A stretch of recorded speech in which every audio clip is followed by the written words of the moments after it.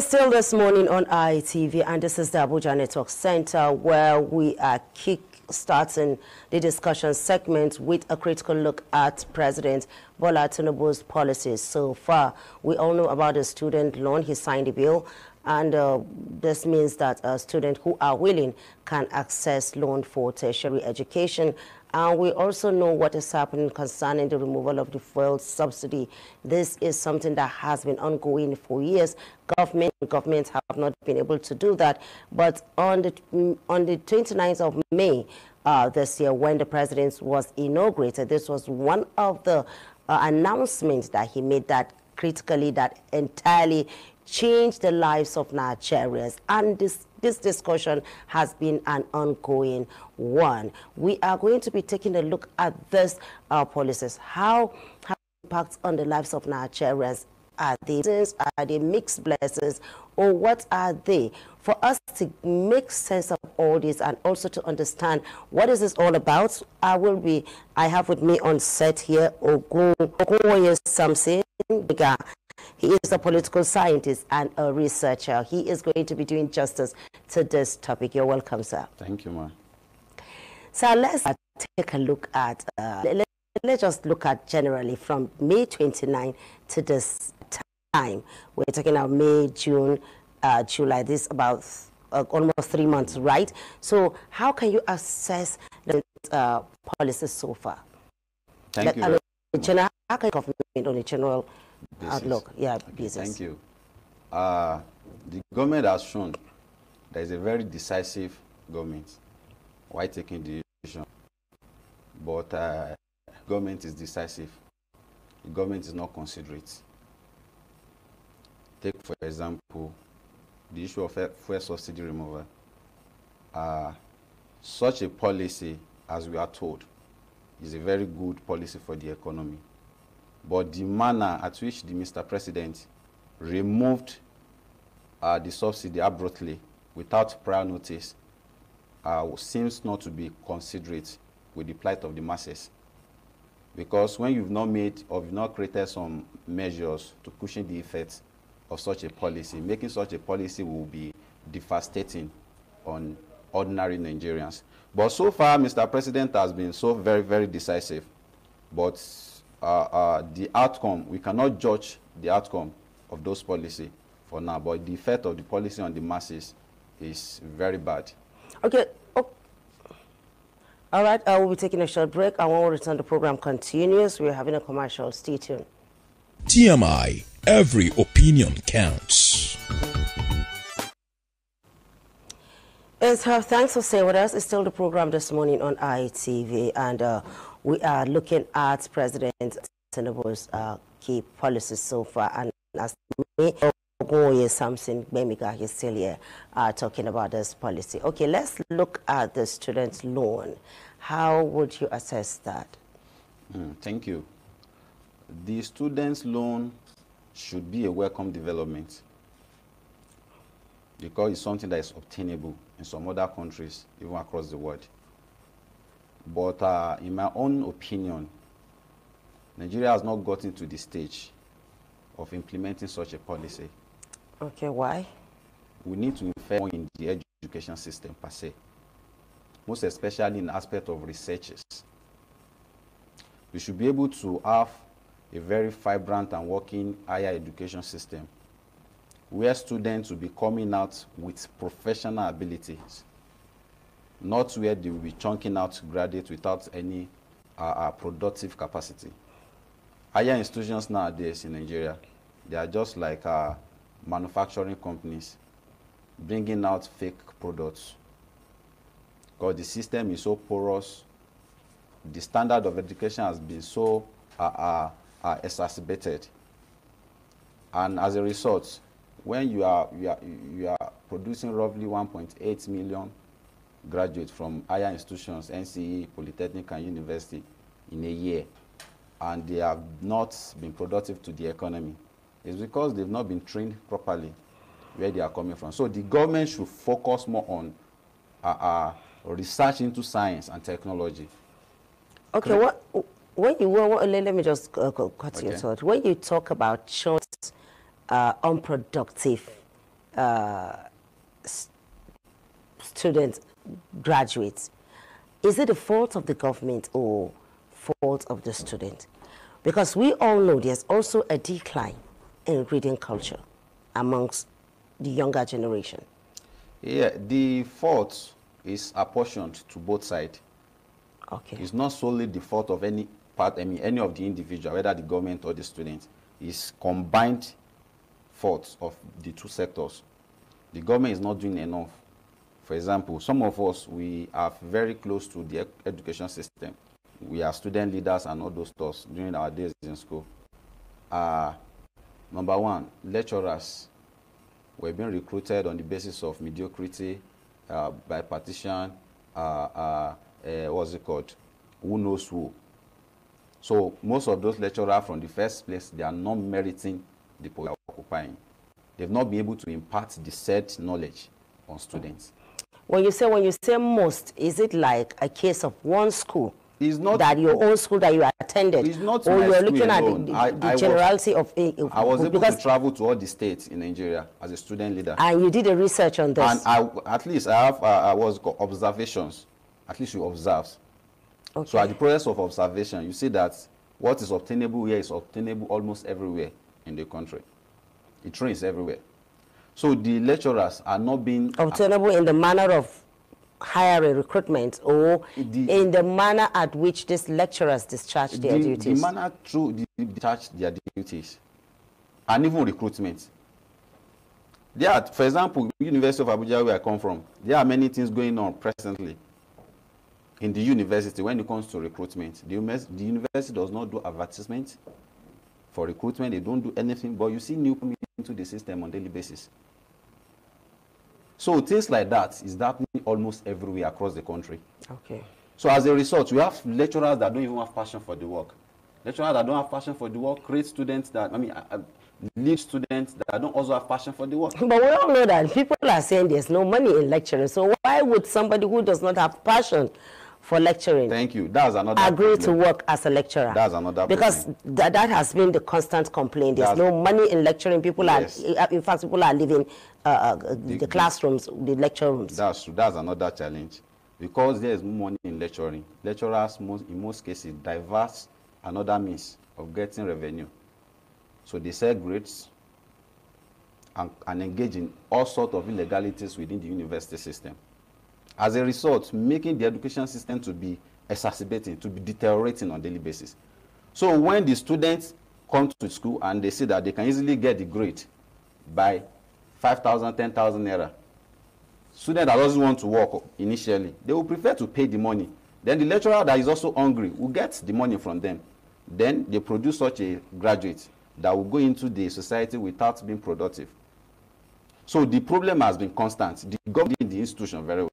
The students also are not having the culture of... Is it the government that is... Now, when you talk about not funding the education, yes. Well, yes. Okay.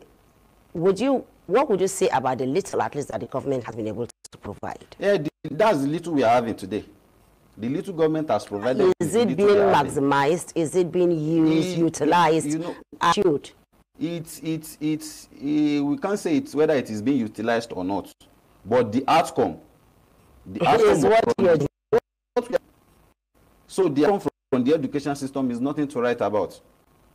Okay, so for that, you say the country is not ripe for such a student loan. You tell the student that after 2 years, after 2 years of graduation, you start paying the loan. Yes, in installment. From which work?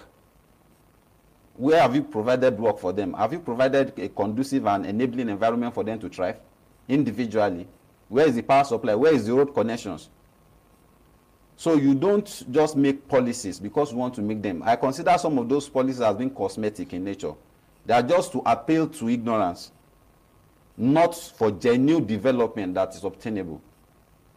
So when you want to make policy targeting the development, you are not looking at run alone. You'll be looking at the long run.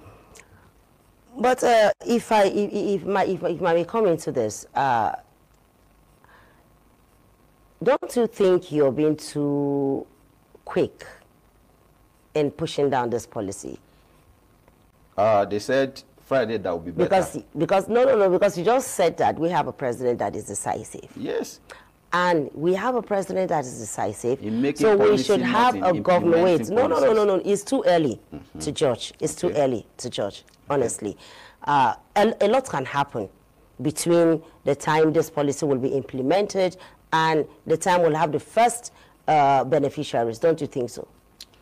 Thank you very much. I'm not being judgmental. It sounds like you are. No, I'm only assessing the policy from the angle of pragmatism and empiricism. So the policy, considering the international standard and the standard and present condition of Nigeria, we'll be able to make some postulations on what should likely be based on our own assessment. So that's what I've done over the. That's what I'm trying to express now. Okay. So Mr. President is also trying to do trial and error because it doesn't know what the impact of the policy will be. But presently, are you sure he does? Don't say that. No. Previous government have always come up with policies. There must have been consultation because this particular bill, it didn't start today. I think it was introduced in 2016, and they reintroduced in 2019, and it got the nod from the National Assembly in 2022, and it been passed into law. Yes. So they actually passed through process in making the what's it called, the law.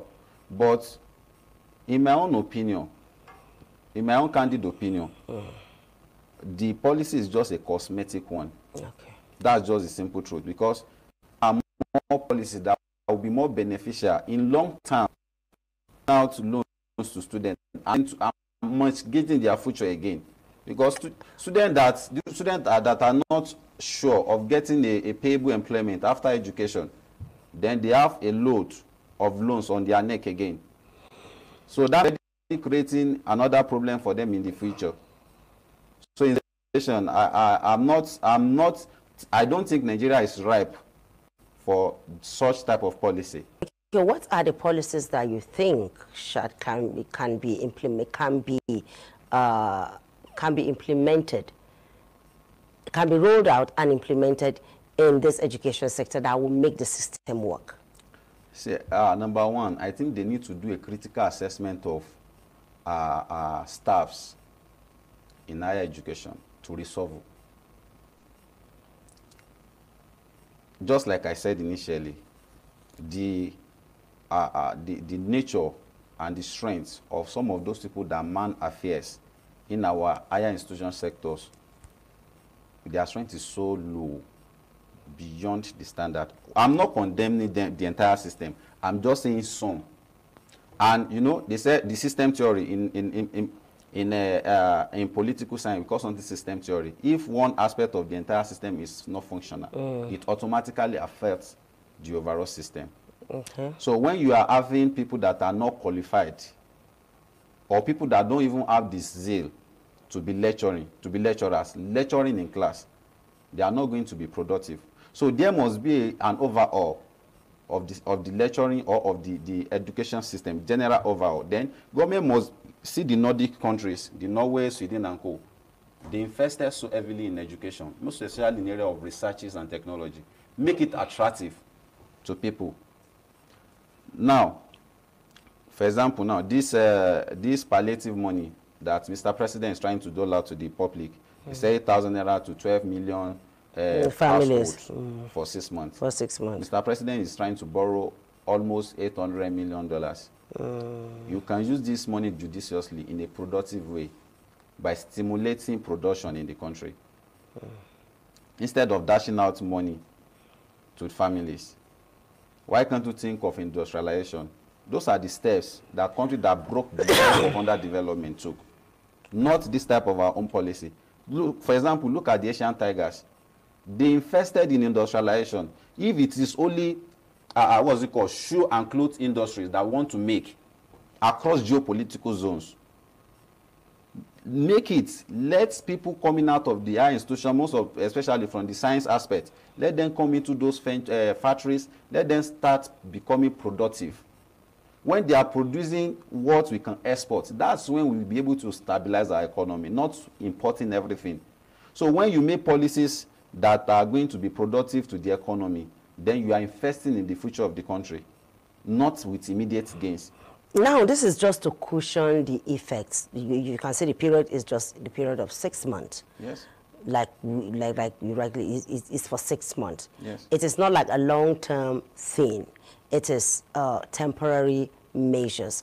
And we would like to say that while this is ongoing, the government is also doing other things to make sure that all these things you're talking about are being put in place. Don't you think so? Yeah, yes, that we are still watching, because this is just the beginning of the administration. So we still hope that many things will come up along the way. Maybe that will meet some of our own desires. But as at now, some of those things have not met our own standard. We are still hoping for better days. Because although the palliative is for a short 6-month period, it's going to help some family actually, but it's not going to take away poverty.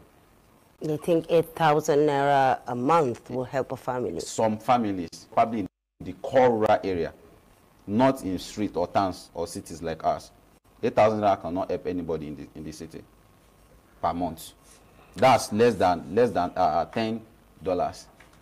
Even when the what's it called, threshold for poverty, the poverty what's it called, threshold is like $1.9 per day.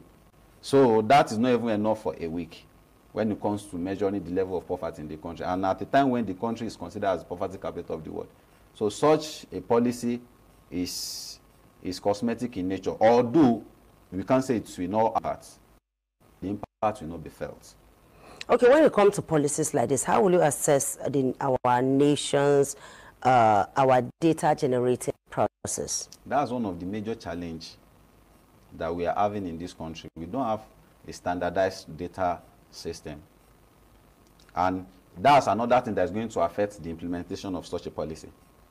Because when you don't even know the people you are reaching out to, you don't have them in your database. You don't have them. The last time we had the census was 2006. Since that time, we've not had anything to talk about. So as a result, we are not, that's why most time when we do policies, the targeted population are not being reached because we don't have the database for them. You only do policies and some set of persons. Okay, see the policy, social policy of the former presidents. At the long run, we are hearing billions. Actually, this 800 million naira is also supposed to be part of that particular. Yes, it's an extension of that policy. We heard billions. $800 million. People's personal accounts. That's what we started hearing after some time. So are we sure this present policy is not going to toe the same path?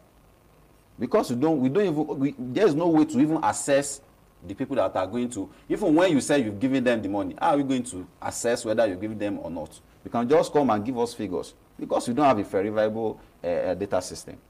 So that's one of the challenges that we must work on as a country. Let us know who is staying here, who is staying there. Let us know the nature of our society and the nature of the people that are staying there. So with that, we are going to have a policy. We are going to be able to plan vividly, because data is very crucial to planning. All right, okay, we're talking about this subsidy issue. In the 819 billion plus that the National Assembly last week amended the 2022 supplementary budget to ensure that this is captured. 500 billion for palliatives for Nigerians, and then there's a 70 billion also for the National Assembly, which the National Assembly actually allocated.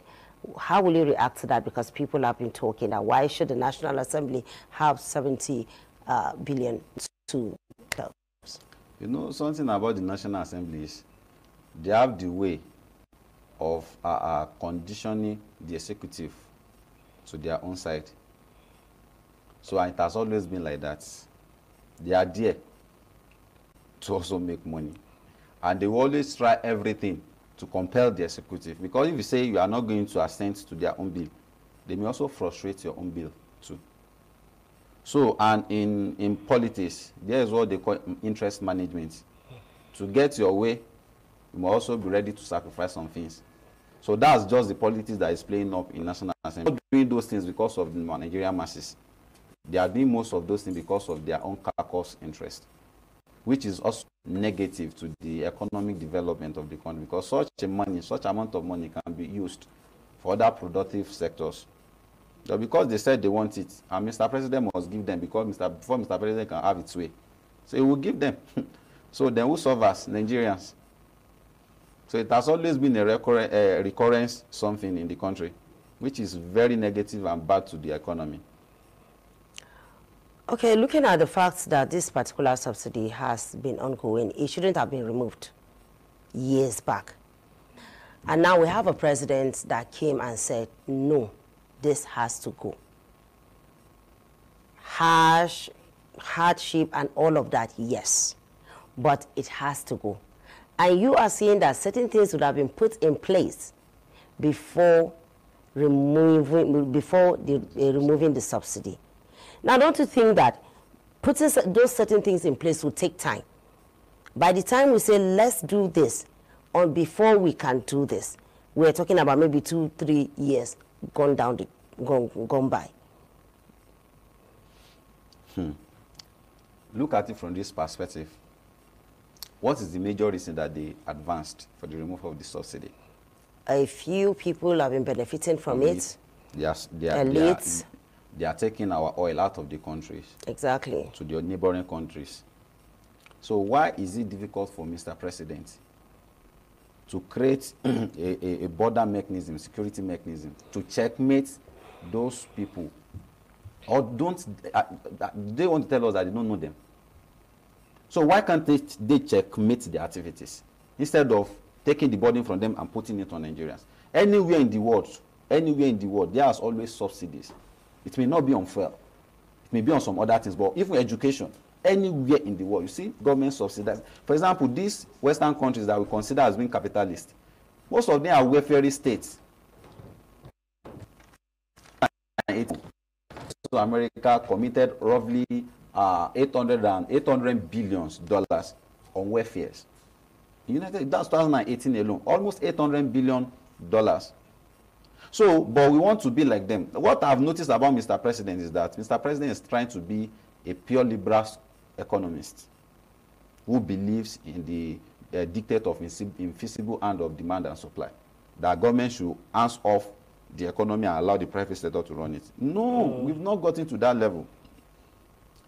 There must always be an interventionist to intervene in some, because you have to guide, especially in a country that is striving to develop like us, we have to guide our development process. We can't just leave it to the invisible hand of just demand and supplies. There must be some, intentional actions to produce some desired results. Not saying, okay, let them be buying and be selling, at the long run the market will stabilize. Things are not being done that way. They don't even do that in those countries that tell us to be capitalists and liberals. They also intervene in the economy in order to make sure that they guide the economy to success. All right, thank you very much, Ogunwoye Samson. I really enjoyed this segment with you. It's been an interesting one, having you talked about all these issues, and I'm sure Nigerians watching us, they are getting an insight into this things. The ones that have been confused all this while, at least things have been clearer to them. Thank you very much for being part of the program.